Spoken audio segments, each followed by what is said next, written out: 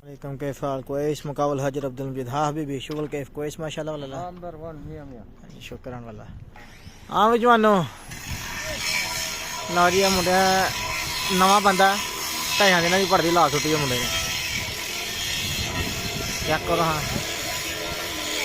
आख्या भाई ढाइया दिन की लाई है लेबर है साड़ी भी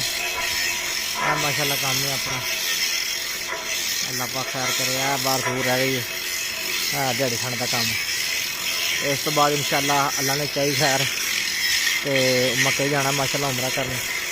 लारी लाइए देखो चेकआउट करो हम माशाल्लाह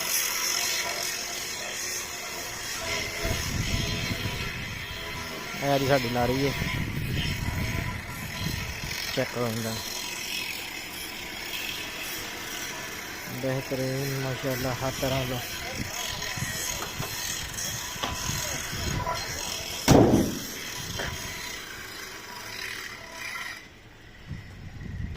हाँ हो चौबी विकास की सलाह फिर जाना अपना अल्लाह खैर करे उमरा करने इस मकान तो बाद कि कोई ना इंशाल्लाह तैयारी कर लो जिदन ही मुक गया ना उदन ही तुर जाना चाहे मंगल नूं मुके चाहे बुध नूं मुके चाहे जुमेरात नूं ए कम मकाओ इंशाल्लाह ए कम मकाओ तो अला तोल उमरे ते जाओ ठीक है चौबी साहब अल्लाह खैर करे इंशाल्लाह अल्लाह ने चाहा तो मुक जाना कम ये किन्ना कोई 2 दिन का काम है सारा आ जाना ना इन्होंने बुरश मार के फिर गड्डी धरी आहो ये वड्डी पड़ती एक है तो एक है गेट गड्डी का मुक जाएगा जी गोला बनता पाया अल्लाह खैर करे कम बनते हैं अभी पत्थर लगा जी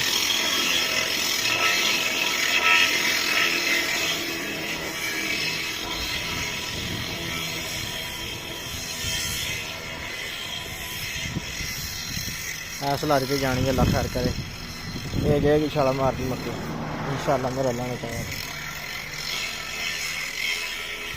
तो जी वीडियो अच्छी लगे लाइक करियो कमेंट करियो तो चैनल सब्सक्राइब करो इंशाल्लाह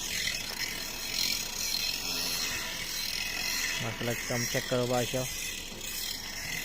वीडियो चंगी लगे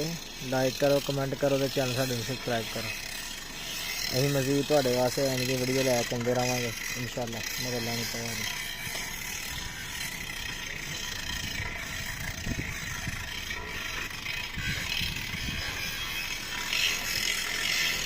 सऊदी अरब आज मुकाबल हजर नंबर 053